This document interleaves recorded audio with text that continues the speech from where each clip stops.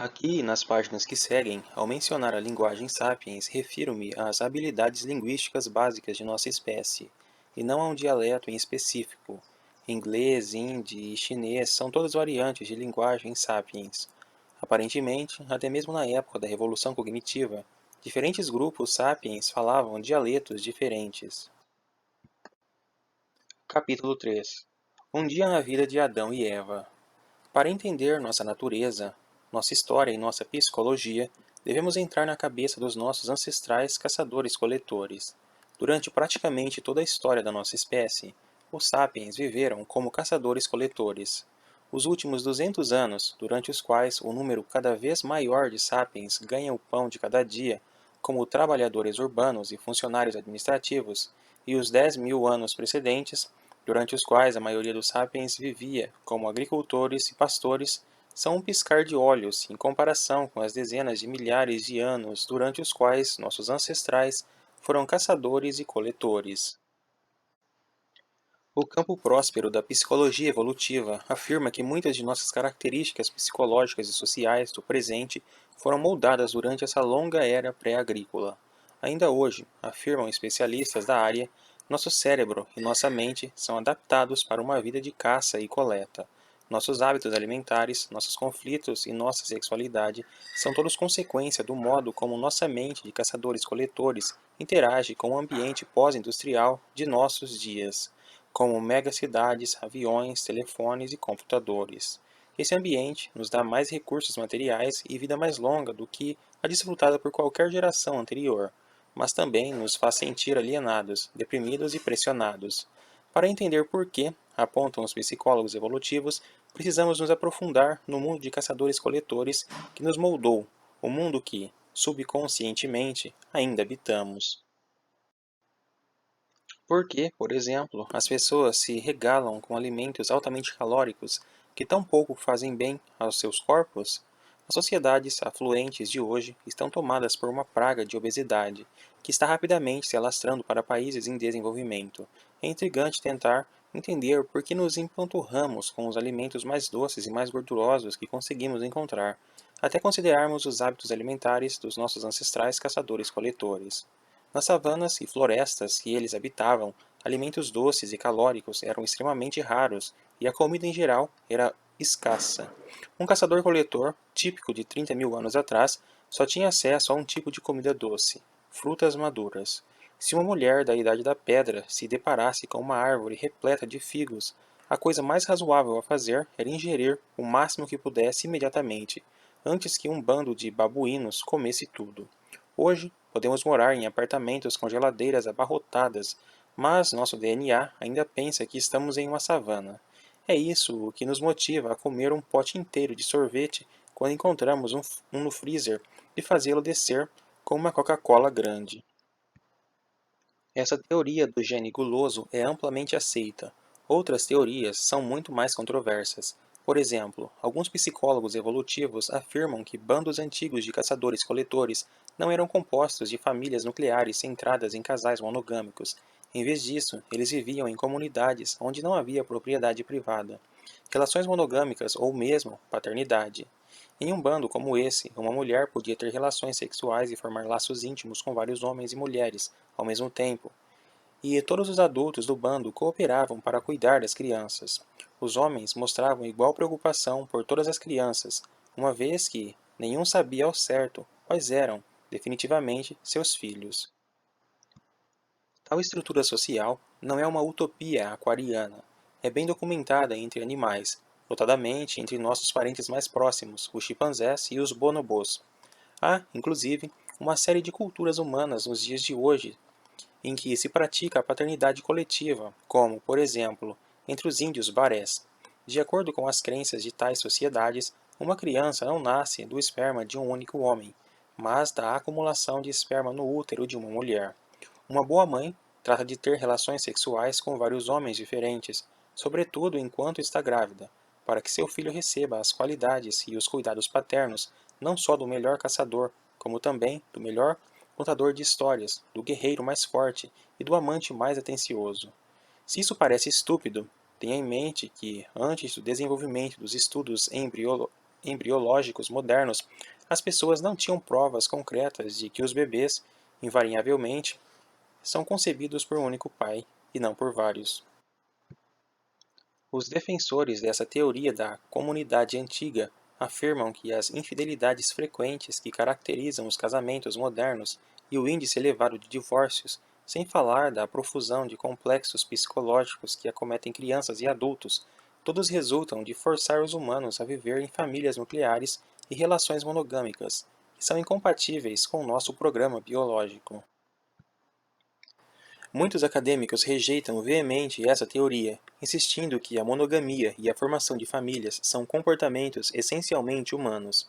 Esses pesquisadores afirmam que, embora as antigas sociedades caçadoras-coletoras tendessem a ser mais comunais e igualitárias do que as sociedades modernas, eram, no entanto, constituídas de células separadas, cada uma das quais contendo um casal ciumento e os filhos que eles tinham em comum.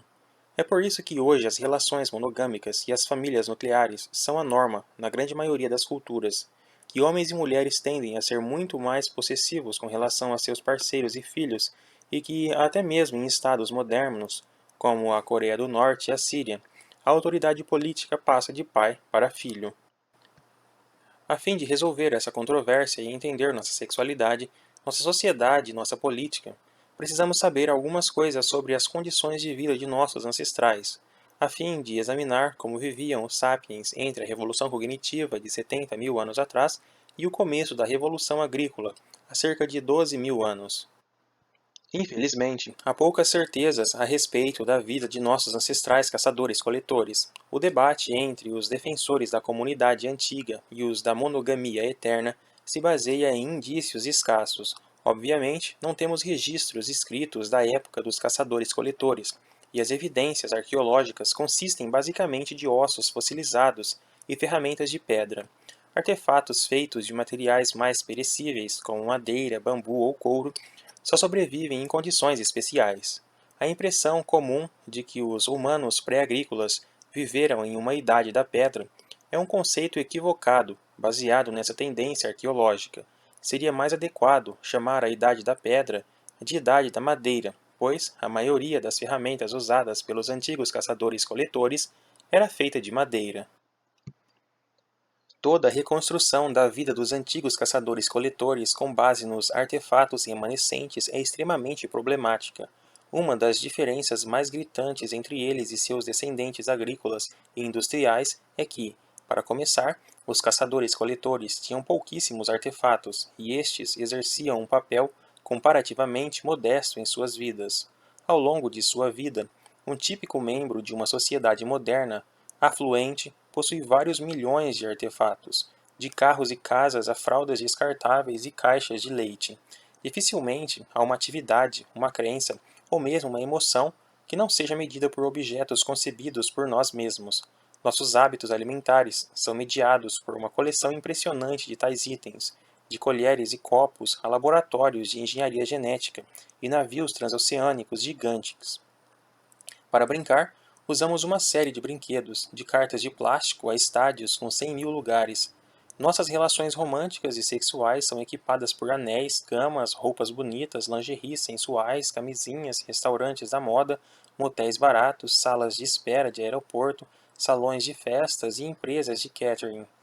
As religiões trazem o sagrado à nossa vida, com igrejas góticas, mesquitas muçulmanas, ashrams hindus, rolos de Torá, rodas de oração tibetanas, batinas eclesiásticas, velas, incenso, árvores de Natal, lápides e ícones. Mal percebemos o quanto nossos objetos são onipresentes até precisarmos nos mudar para uma nova casa. Os caçadores-coletores se mudavam todo mês, toda semana e, às vezes, todo dia, carregando nas costas o que quer que possuíssem. Não havia empresas de mudança, carroças e nem mesmo animais de carga para dividir o fardo. Consequentemente, eles tinham de se virar apenas com as posses essenciais. É razoável presumir, portanto, que a maior parte de sua vida mental, religiosa e emotiva fosse conduzida sem a ajuda de artefatos.